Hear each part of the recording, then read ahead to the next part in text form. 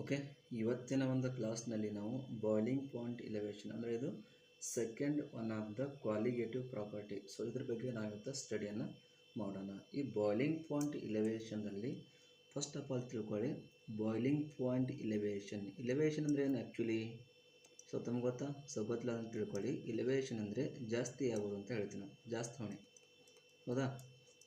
सो जास्त होणे इथं जास्त काय होत असतात तर बॉइलिंग पॉईंट जास्त कसे होतात किंवा त्याला कमी कसं करणे, ಜಾಸ್ತಿ ಹೇಗಿರುತ್ತೆ ಮತ್ತು ಅದನ್ನು ಕಮ್ಮಿ ಯಾವ ಥರ ನಾವು ಮಾಡಬೇಕು ಅನ್ನೋದನ್ನೇ ಇವತ್ತಿನ ಈ ಒಂದು ಕ್ಲಾಸ್ನಲ್ಲಿ ನಾವು ಸ್ಟಡಿ ಮಾಡ್ತಾ ಇದ್ದೀವಿ, ಹೌದಾ?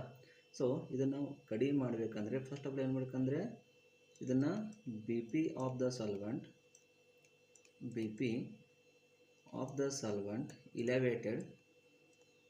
elevated by dissolving non-volatile solute to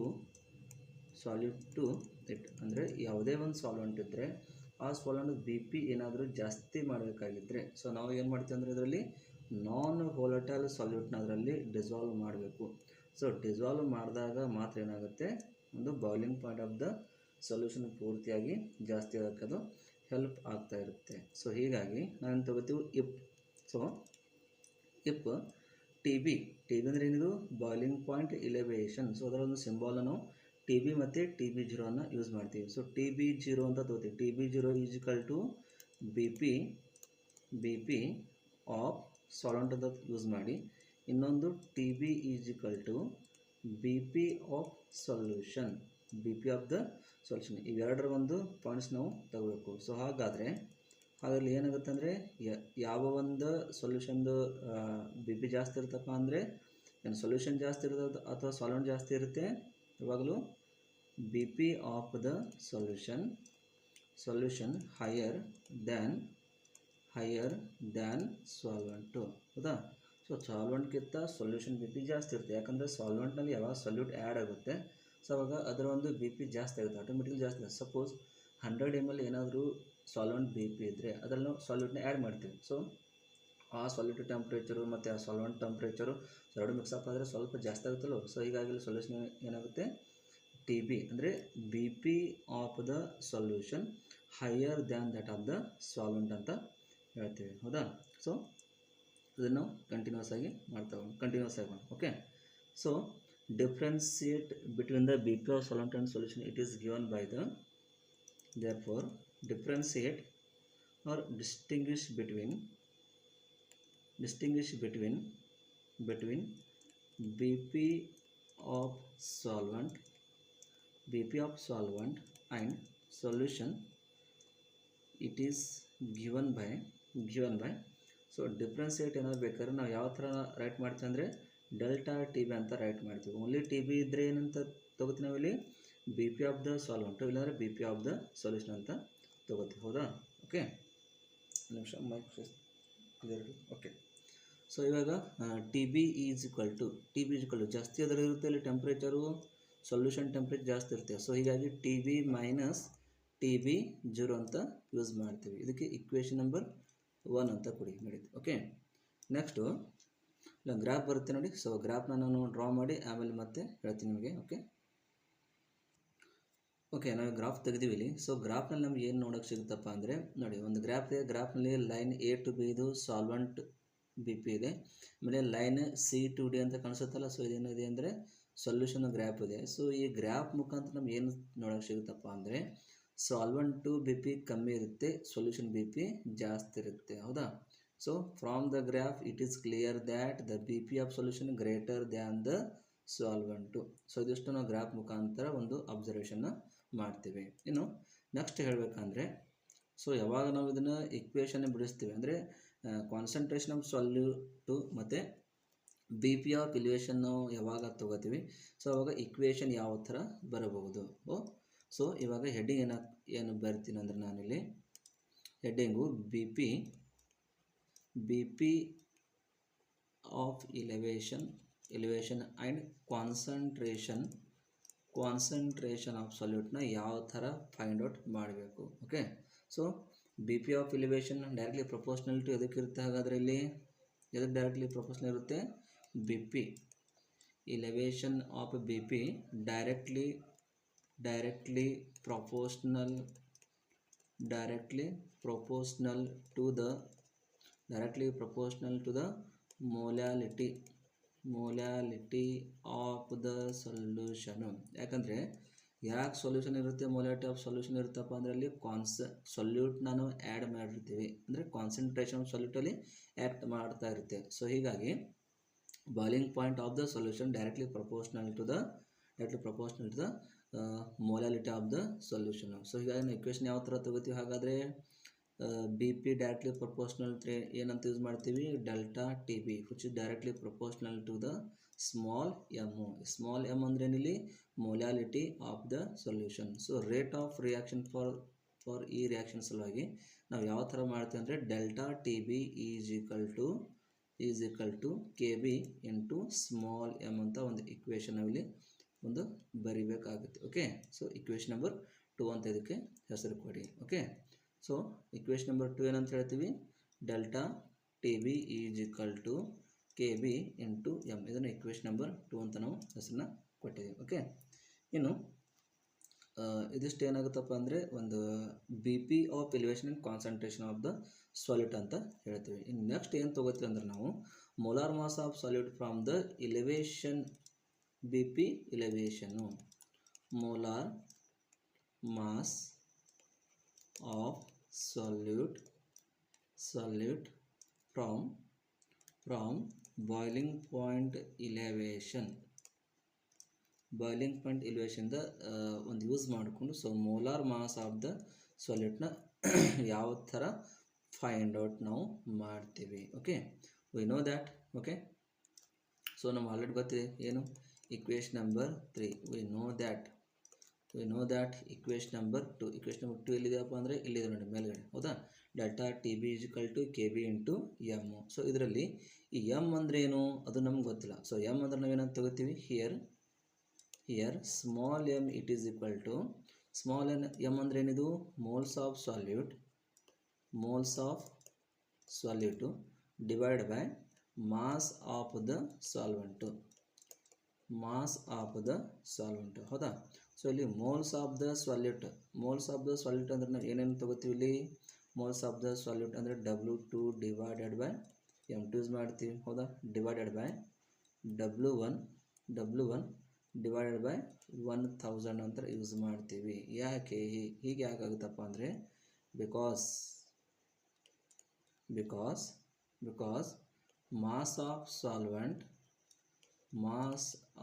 the solvent it is equal to the W1 upon 1000 kg, ಹೌದಾ.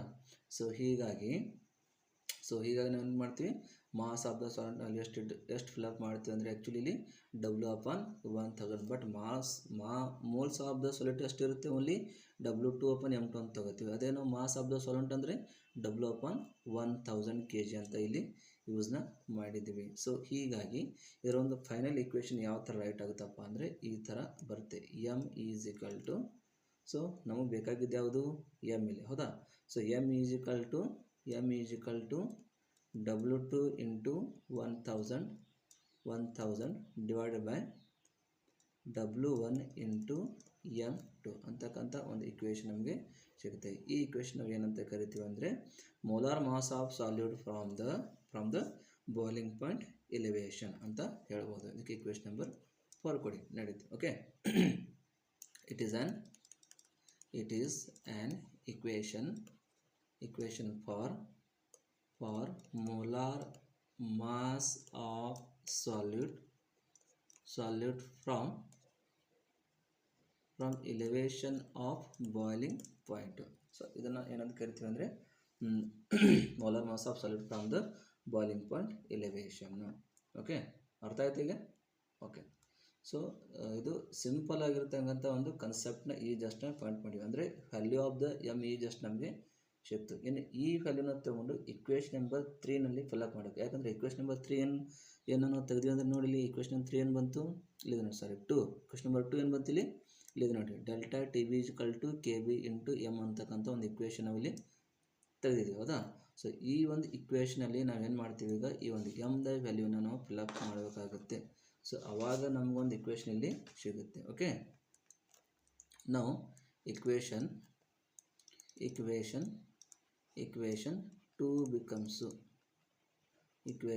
2 becomes delta TB is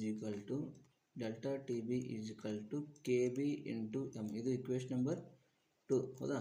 ಇನ್ನು ಇಕ್ವೇಷನ್ ನಂಬರ್ ಜಸ್ಟ್ ಏನಾಗ ತೆಗೆಯೋಲ್ಲ, ಇಕ್ವೇಷನ್ ನಂಬರ್ ಎಷ್ಟು ಇಕ್ವೇಷನ್ ಅದು ಇಕ್ವೇಷನ್ ನಂಬರ್ 4 ಬರ್ತಲ್ಲ. ಸೊ ಈ ಇಕ್ವೇಷನ್ 4ನ ಇಕ್ವೇಷನ್ 2ನಲ್ಲಿ ತಂದು fill up ಮಾಡಿದಾಗ ನಮ್ಗೆ ಆನ್ಸರ್ ಯಾವ ಥರ ಸಿಗುತ್ತಪ್ಪ ಅಂದರೆ ಈ ಥರ ಸಿಗುತ್ತೆ ನೋಡಿ.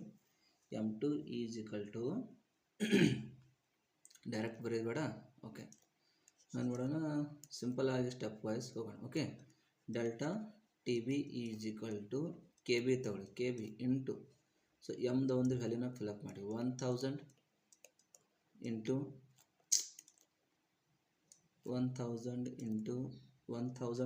ಎಷ್ಟು ಬರುತ್ತೆ KB ಇದೆ ಹೌದಾ. KB into W2 upon M2 into W1. So ನಮ್ಗೆ ವ್ಯಾಲ್ಯೂ ಬೇಕಾಗಿರೋದು ಯಾವುದಿಲ್ಲಿ M2 ಅಂತಕ್ಕಂಥ ವ್ಯಾಲ್ಯೂನೇ ಬೇಕು, ಯಾಕಂದ್ರೆ ಇದು molar mass of the solute ಇದೆ. ಸೊ ಹೀಗಾಗಿ ಈ ಒಂದು ಇಕ್ವೇಷನ್ನ ಈ ಥರ ಏನಾದರೂ ಬರಿಬೋದಾ. ಓಕೆ ನೋಡಿ, ಜಸ್ಟ್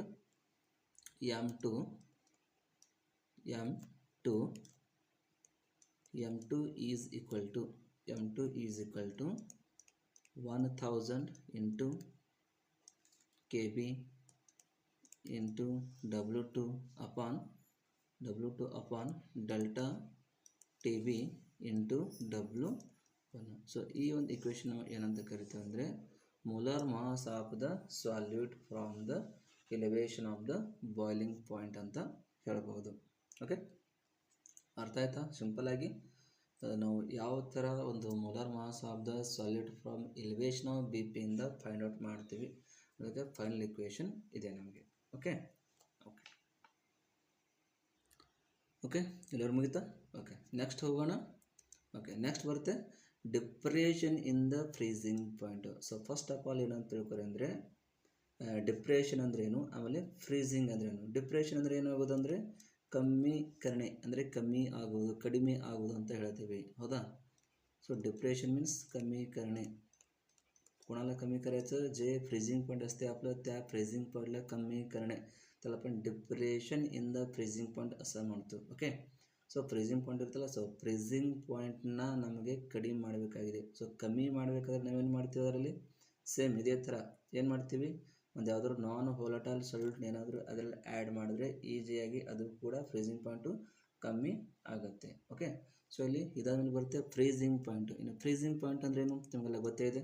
ಆ್ಯಕ್ಚುಲಿ ನಮ್ಮ ಕೆಮಿಸ್ಟ್ರಿ ಪ್ರಕಾರ ಫ್ರೀಸಿಂಗ್ ಪಾಯಿಂಟ್ ಅಂದರೆ ಏನಂತ ಹೇಳ್ತೀವಿ, temperature at which liquids and solids are in equilibrium and two phases have the same vapor pressure. The temperature at which liquids and solids are in the equilibrium and these two phases have the same vapor pressure. So avan enanta karithi same vapor pressure, avan enanta karithi freezing point of that compound anta karithi. Okay, in direct agi ನಾವು equation ಕಡೆಗೆ ಹೋಗೋಣ. Okay, if TF indicate the freezing point, T indicate the depression in freezing point. So TF0 is equal to ಏನಿದು FP means freezing point of the pure solvent ಹೌದಾ.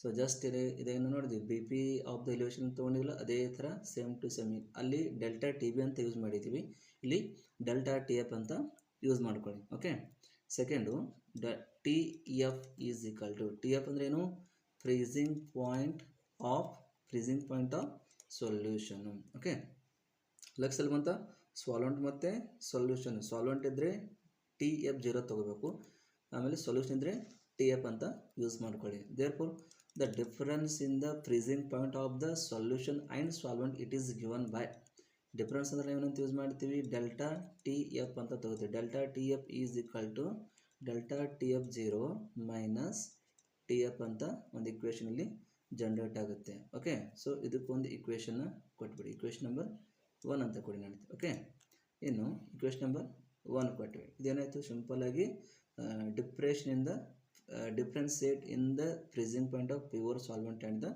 solution. Okay. Next ಬರುತ್ತೆ freezing point depression and the concentration of the solute. freezing point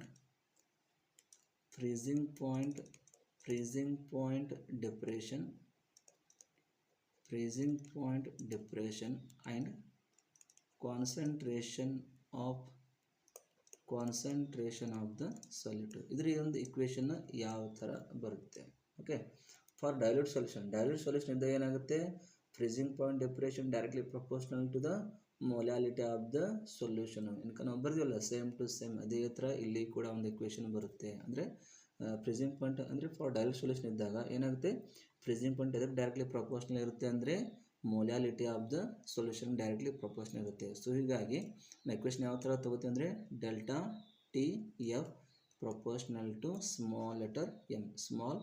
so M ಅಂದರೆ ಏನಿಲ್ಲಿ molality of the solution. Delta T F ಅಂದರೆ ಏನು, change in the or depression in freezing point of the solution. Okay, so ಇದನ್ನೇ ನಾವು mathematically ಈ ಥರ ಬರ್ತೀವಿ. ಇದನ್ನು rate of reaction write down ಮಾಡಿದ್ರೆ delta T F is equal to K F into small M ಅಂತ ಒಂದು ಇಕ್ವೇಷನ್ ಇಲ್ಲಿ ಕ್ರಿಯೇಟ್ ಆಗುತ್ತೆ. ಸೊ ಇದಕ್ಕೆ ಇಕ್ವೇಷನ್ ನಂಬರ್ 2 ಅಂತ ಒಂದು ಇಕ್ವೇಷನ್ ಕೊಟ್ಬಿಡಿ. ಓಕೆ, ಅರ್ಥ ಆಯ್ತಿಲ್ಲ ಅವ್ರಿಗೂ? M means molality, K F ಅಂದರೆ ಏನು, ಪ್ರಪೋರ್ಷನಲಿ ಕಾನ್ಸ್ಟಂಟ್ ವ್ಯಾಲ್ಯೂ. ಅದಕ್ಕೆ ಇನ್ನೊಂದು ಕರಿತೀವಿ ನಾವು ಕ್ರಯೋಸ್ಕೋಪಿಕ್ ಕಾನ್ಸ್ಟಂಟ್ ವ್ಯಾಲ್ಯೂ ಅಂತ ಕರಿತೀವಿ. ಓಕೆ, ಸೊ ಇಲ್ಲಿ ಏನಾಯಿತು, freezing point depression and concentration of the solute. Next ಬರುತ್ತೆ molar mass of solute from the freezing point depression. Next ಇದು ಕಂಪ್ಲೀಟ್ ಆದಾಗ ನಿಮ್ಗೆ ಒಂದು ಡೆರಿವೇಷನ್ ಕಂಪ್ಲೀಟ್ ಆದಂಗೆ ಆಗುತ್ತೆ. Okay, so molar mass of solute from freezing point depression ಅಂತ ಹೇಳ್ತೀವಿ. So ಇದರ ಒಂದು ಇಕ್ವೇಷನ್ ಜಸ್ಟ್ ನಾವೀಗ ತೆಗೆಯೋಣ. ಓಕೆ, ಇಲ್ಲಿವರೆಗೆ ಏನು ಕಲ್ತೀವಿ ನಾವು, ಸಿಂಪಲ್ ಏನು ಕಲ್ತೀವಿ, freezing point depression concentration of the solute delta T F is equal to K F into M ಅಂತಕ್ಕಂಥ ಒಂದು ಇಕ್ವೇಷನ್ ನಾವೀಗ ಸ್ಟಡಿ ಮಾಡಿದ್ದೀವಿ. ಓಕೆ, ಇನ್ನು we also know that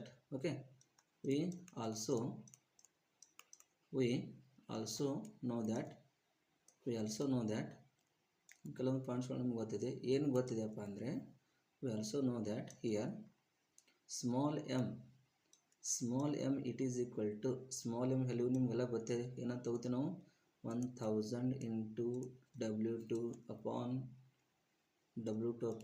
m2 into W1 ಅಂತ ಆಲ್ರೆಡಿ ನಾವು ತಗೋತೀವಿ. ಆಲ್ರೆಡಿ ಒಂದು ಇಕ್ವೇಷನ್ ಆಗಿದೆ, ಹೌದಾ? ಸೊ ಇಕ್ವೇಷನ್ 2 ಬಿಕಮ್ಸ್, ಇದಕ್ಕೆ ಇಕ್ವೇಷನ್ ನಂಬರ್ 3 ಕೊಟ್ಟಿದ್ವಾ? ಓಕೆ, ಇದು ಇಕ್ವೇಷನ್ ನಂಬರ್ 2 ಇದೆ, 1 ಇದು ಇಕ್ವೇಷನ್ ನಂಬರ್ 2, ಇದಕ್ಕೆ ಇಕ್ವೇಷನ್ ನಂಬರ್ 3 ಕೊಡಿ.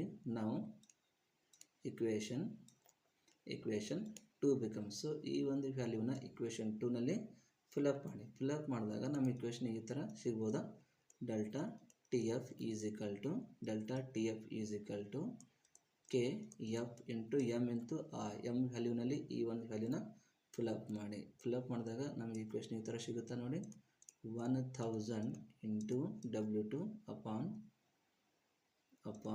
m2 into W1. ಓಕೆ, ನಮಗೆ ಬೇಕಾಗಿರೋದು ಏನೀಗ, molar mass of the solute ಅಂದ್ರೇನು, ಈ ಒಂದು m2ನ ನಮಗೆ ಹೊರಗಡೆ ತೆಗಿಬೇಕಾಗುತ್ತೆ. ಸೊ ಹೊರಗಡೆ ತೆಗೆದಾಗ ಇದರ ಒಂದು ಇಕ್ವೇಷನ್ ಈ ಥರ ಸಿಗುತ್ತೆ, m2 is equal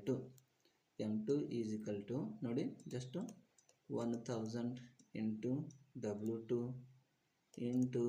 into K F divided by delta T F into W1. ಈ ಒಂದು ಇಕ್ವೇಷನ್ ಏನಂತ ಕರಿತೀವಿ, molar mass of the solute from the freezing point depression ಅಂತ ಹೇಳ್ಬೋದು. Molar mass of the solute from freezing point of the depression. Okay, ಇಲ್ಲಿವರೆಗೂ study ಮಾಡಿ. Okay, next osmotic pressure and concentration of the solution. Already ನಿಮ್ಗೆ ಹೇಳಿದ್ದೀನಿ osmotic pressure ಅಂದ್ರೇನು, ಆಮೇಲೆ isotonic solutions ಅಂದ್ರೇನು, ಹೈಪರ್ಟೋನಿಕ್ solutions ಅಂದ್ರೇನು, ಹೈಪೋಟೋನಿಕ್ ಸೊಲ್ಯೂಷನ್ಸ್ ಅಂದ್ರೇನು, ಅಲ್ಲಿವರೆಗೂ ಕಂಪ್ಲೀಟ್ ಆಗಿದೆ. ಓಕೆ, ನೆಕ್ಸ್ಟ್ ಬರುತ್ತೆ osmotic pressure and concentration of the solution. Okay, ಇಲ್ಲಿ ಆಸ್ಮಾಟಿಕ್ ಪ್ರೆಷರ್ನ ನಾವು ಪಾಯ್ ಅಂತಕ್ಕಂಥ ಒಂದು ಸಿಂಬಾಲ್ನ ಯೂಸ್ನ ಮಾಡ್ತೀವಿ.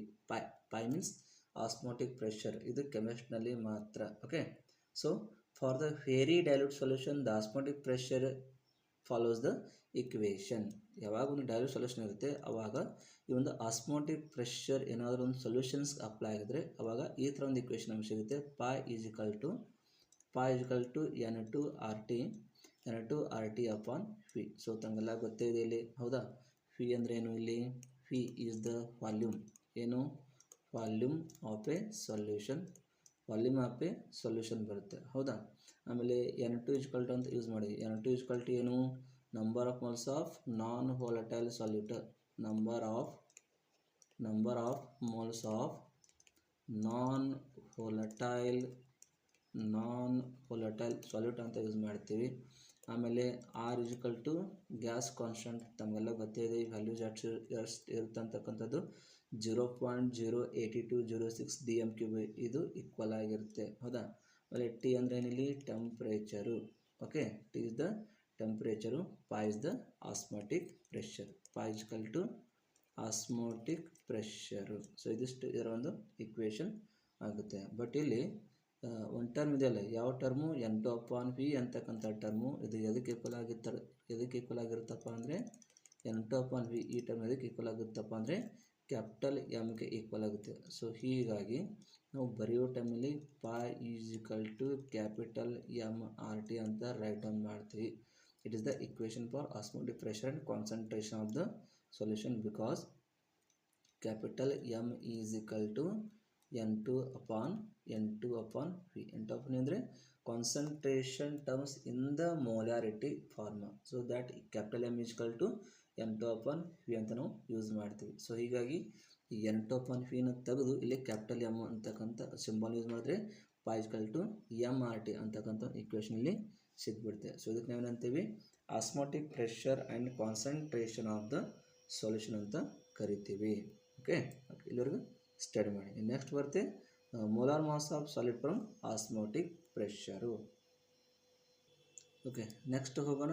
Okay, molar mass of solid from the osmotic pressure. ಈ ಆಸ್ಮಾಟಿಕ್ ಪ್ರೆಷರ್ ಇಕ್ವೇಷನ್ನ ಯೂಸ್ ಮಾಡಿಕೊಂಡು ಮೋಲಾರ್ ಆಫ್ ಸಾಲಿಡ್ನ ನಾವು ಯಾವ ಥರ ಫೈಂಡ್ ಔಟ್ ಮಾಡ್ತೀವಿ ಅನ್ನೋದನ್ನು ನಾವಿಲ್ಲಿ molar mass of the solid from the osmotic pressure ಅಂತ ಹೇಳ್ತೀವಿ. Consider we know that the equation. Okay, equation ನಮ್ಗೆ ಗೊತ್ತಿದೆ, ಏನಂತ ಗೊತ್ತಿದೆ? Pi is equal to already equation study ಮಾಡಿದ್ದೀವಿ. ಏನು ಸ್ಟಡಿ ಮಾಡಿದ್ದೀವಿ? ಪಾಯ್ = N2RT ಅಪಾನ್ ಫಿ ಅಂತ ಒಂದು ಇಕ್ವೇಷನ್ ನಾವು ಸ್ಟಡಿಯನ್ನು ಮಾಡಿದ್ವಿ. ಅದರದ್ದು ಆಸ್ಮಾಟಿಕ್ ಪ್ರೆಷರ್ದು ಒಂದು ಇಕ್ವೇಷನ್ ಇದೆ. ಓಕೆ, ಸೊ ಇದರಲ್ಲಿ ಇಫ್ ಮಾಸ್ ಆಫ್ ಸಾಲಿಡ್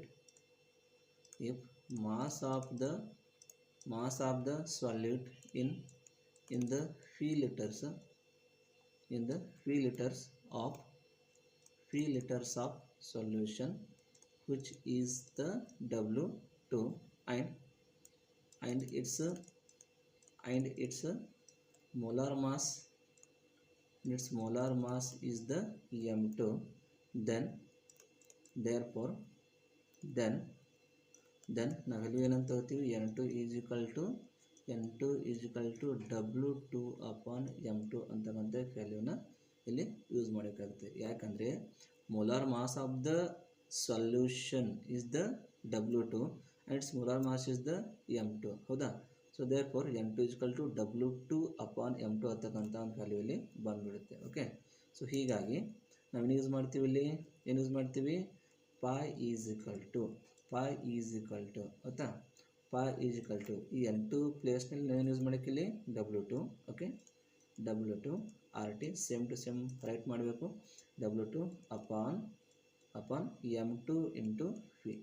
ಇಲ್ಲಿ ಚೇಂಜಸ್ ಏನು ಮಾಡಿವಿ? N2 is equal to W2/M2. ನೋಡಿ, W2RT ತೊಗೊಂಡಿದ್ದೀವಿ, ಡಿವೈಡ್ ಬೈ ಫಿ ಇಂಟು ಅದರ ಪ್ಲೇಸ್ನಲ್ಲಿ M2 ಇಂಟು V ಅಂತ ಇಲ್ಲಿ ಯೂಸ್ ಮಾಡಿದ್ವಿ. ಬಟ್ ನಮಗೆ ಬೇಕಾಗಿರೋದೇನು? Molar mass of the solid ಬೇಕಾಗಿತ್ತು. ಸೊ ಹೀಗಾಗಿ therefore M2 is equal to M2 ವ್ಯಾಲ್ಯೂನ ಫೈಂಡ್ ಮಾಡಬೇಕು. ಸೊ ಹೀಗಾಗಿ M2 is equal to W2RT divided by pi phi. Only just ಈ M2ನ ಈ ಕಡೆ ತಗೋಬೇಕು, ಪಾಯಿನ ಈ ಕಡೆ ಫಿಲಪ್ ಮಾಡಿದಾಗ M2 is equal to W2RT upon pi V ಅಂತಕ್ಕಂಥ ಒಂದು ಇಕ್ವೇಷನ್ ಇಲ್ಲಿ ನಮಗೆ ಸಿಗುತ್ತೆ. ಸೊ ಈ ಇಕ್ವೇಷನ್ ಏನಂತ ಕರಿತೀವಿ, molar mass of solute from the osmotic pressure ಅಂತ ಕರಿತೀವಿ. ಓಕೆ. ಸೊ ಎಲ್ಲರಿಗೂ ವ್ಯವಸ್ಥಿತವಾಗಿ ಒಂದು ಸ್ವಲ್ಪ ಸ್ಟಡಿಯನ್ನು ತಾವು ಮಾಡ್ಕೊಳ್ಳಿ. ಇನ್ನು ನೆಕ್ಸ್ಟ್ ಬರುತ್ತೆ ರಿವರ್ಸ್ ಆಸ್ಮೋಸಿಸ್ ಬರುತ್ತೆ. ಆಮೇಲೆ ಲಾಸ್ಟ್ ಕೊನೆಯದಾಗಿ ವಾಂಟ್ ಹಾಫ್ ಫ್ಯಾಕ್ಟರ್ ಅಂತಕ್ಕಂಥದ್ದು ಬರುತ್ತೆ. ಸೊ ಅದನ್ನು ಹೇಳಿ ಈ ಒಂದು ಕ್ಲಾಸ್ನ ಎಂಡ್ ಮಾಡೋಣ. ಓಕೆ ನೆಕ್ಸ್ಟ್ ನೋಡೋಣ ರಿವರ್ಸ್ ಆಸ್ಮೋಸಿಸ್ ಅಂತಕ್ಕಂಥ ಒಂದು ಪಾಯಿಂಟ್ಸ್ ಬರುತ್ತೆ. ಈ ರಿವರ್ಸ್ ಆಸ್ಮೋಸಿಸ್ ಅಂದರೆ ಏನು? Actually reverse osmosis means direction of osmosis can be reversed. Direction of osmosis can be reversed by applying the pressure larger than the osmotic pressure. ಅರ್ಥ ಆಯ್ತು simple ಆಗಿ? ಅಂದರೆ ಯಾವಾಗ ಆಸ್ಮೋಸಿಸ್ ಪ್ರೊಸೆಸ್ ನಡೀತಾ ಇರುತ್ತೆ, ಸೊ ಆ ಒಂದು ಆಸ್ಮೋಸಿಸ್ ಪ್ರೊಸೆಸ್ದ ಒಂದು ಡೈರೆಕ್ಷನ್ ನಾವೇನು ಮಾಡ್ತೀವಿ, ರಿವರ್ಸ್ ಮಾಡ್ತೀವಿ. ರಿವರ್ಸ್ ಹೇಗೆ ಮಾಡ್ತೀವಿ? By applying the pressure larger than the osmotic pressure. So osmotic pressure ಎಷ್ಟಿರುತ್ತೆ ಅದಕ್ಕಿಂತ ಜಾಸ್ತಿ ಒಂದು ಪ್ರೆಷರ್ನ ನಾವು ಅಪ್ಲೈ ಮಾಡಿ ಆ ಒಂದು ಡೈರೆಕ್ಷನ್ ಆಫ್ ದ ಆಸ್ಮೋಸಿಸ್ನ ರಿವರ್ಸ್ ಏನಾದರೂ ಮಾಡ್ತಾ ಇದ್ದರೆ ಅದಕ್ಕೆ ಏನಂತ ಕರಿತೀವಿ? ಸಿಂಪಲಾಗಿ ರಿವರ್ಸ್ ಆಸ್ಮೋಸಿಸ್ ಅಂತ ಕರಿತೀವಿ. ತಿಳಿತಾ? ಸಿಂಪಲಾಗಿ ಏನಂತ ಕರಿತೀವಿ? ರಿವರ್ಸ್ ಆಸ್ಮೋಸಿಸ್ ಅಂತ ಹೇಳ್ತೀವಿ. ಓಕೆ. ಇನ್ನು ನೆಕ್ಸ್ಟ್ ಬರುತ್ತೆ ವಾಂಟ್ ಹಾಫ್ ಫ್ಯಾಕ್ಟರ್ ಅಂತಕ್ಕಂಥದ್ದು ಬರುತ್ತೆ. ಅಂದರೆ ಈ ವಾಂಟ್ ಹಾಫ್ ಫ್ಯಾಕ್ಟರ್ನ ನಾವು ಎದಕ್ಕೆ ಯೂಸ್ ಮಾಡ್ತೀವಿ ಅಂದರೆ to obtain the qualitative property of electrolyte solution by using the relation for the non-electrolyte. This want half suggested one of the factor that is indicated by the symbol I. So ಇವರ ಒಂದು symbol ನಾವು I ಅಂತ use ಮಾಡ್ತೀವಿ. So ಅಂದರೆ ನಾವು qualitative ಪ್ರಾಪರ್ಟಿನ ನಾವು ಪಡ್ಕೊತೀವಿ. ಅದನ್ನು use ಮಾಡಿ electrolyte solution of the non electrolyte solution ಅಂತ ಹೇಳ್ತೀವಿ. ಸೊ ಹಾಗಾದರೆ ಇವರೊಂದು ಸ್ಟೇಟ್ಮೆಂಟ್ ನಮ್ಗೆ ಏನು ಹೇಳುತ್ತೆ ಅಂತಕ್ಕಂಥದ್ದನ್ನು ನೋಡಿ ನಮ್ಮ ಸ್ಟೇಟ್ಮೆಂಟ್ ಹೇಳುತ್ತೆ, it is on ratio of the qualitative property of the solution of electrolyte divided by the qualitative property of the non electrolyte solution of the same concentration. ಅಂದರೆ ಇದರದ್ದು ಇದೇನಿದೆ ಅಂದರೆ ಒಂದು ರೇಷಿಯೋ ಇದೆ. ವಾಂಟ್ ಆಫ್ ಫ್ಯಾಕ್ಟರ್ ಅಂದರೆ ratio. ಇದರ ratio ಅಂದರೆ qualitative property of the solution ಮತ್ತು ಇನ್ನೊಂದು qualitative property of non electrolyte solution. So ಹಾಗಾದರೆ ಅವರೊಂದು ಎಕ್ವೇಷನ್ ಯಾವ ಟೈಪ್ ಬರುತ್ತೆ ಅಂದರೆ ಈ ಟೈಪ್ ಬರೆಯೋದು ನೋಡಿ, I is equal to delta TF upon TF0. Okay, delta TF upon TF0. Delta TF ಏನು? Freezing point. Okay, qualitative property of solution ಆಮೇಲೆ qualitative property of non electrolyte solution delta TF0 ಅಂತ use ಮಾಡಿ. ಇದೇ ಥರ delta TB upon delta TB0 ತೊಗೋಬೇಕು. ಇದೇ ಥರ delta P upon delta P0 ತೊಗೋತೀವಿ. ಇದೇ ಥರ ಪಾಯ್ ಅಪಾನ್ ಪಾಯ್ 0 ಅಂತಕ್ಕಂಥದ್ದನ್ನೆಲ್ಲ ನಾವಿಲ್ಲಿ ಯೂಸ್ ಮಾಡ್ತೀವಿ. Okay, so it is known as the van't Hoff factor. So ತಮಗೇನಾದರೂ ಎಕ್ಸಾಮ್ ಕೇಳಿದ್ರೆ ಸಿಂಪಲಾಗಿ ವಾಂಟ್ ಹಾಫ್ ಫ್ಯಾಕ್ಟರ್ನ ರೈಟ್ ಮಾಡಬೇಕು. ಸೊ ಇದಿಷ್ಟು ಸ್ನೇಹಿತರೆ, ಇಲ್ಲಿಗೆ ಈ ಒಂದು ಚಾಪ್ಟರ್ ಎಂಡ್ ಆಗುತ್ತೆ ವಿದ್ಯಾರ್ಥಿಗಳೇ. ಸೊ ಇನ್ನು ನೆಕ್ಸ್ಟ್ ಚಾಪ್ಟರ್ ಯಾವುದು ಗೊತ್ತಿಲ್ಲ. ಸೊ ಅಲ್ಲಿವರೆಗೂ ಇದನ್ನು ವ್ಯವಸ್ಥಿತವಾಗಿ ಸ್ಟಡಿಯನ್ನು ಮಾಡ್ತಾರೆ ಅಂತ ಹೇಳ್ತಾ ಇವತ್ತಿನ ಕ್ಲಾಸ್ನಲ್ಲಿ ಸ್ಟಾಪ್ ಮಾಡ್ತೀನಿ. Thank you.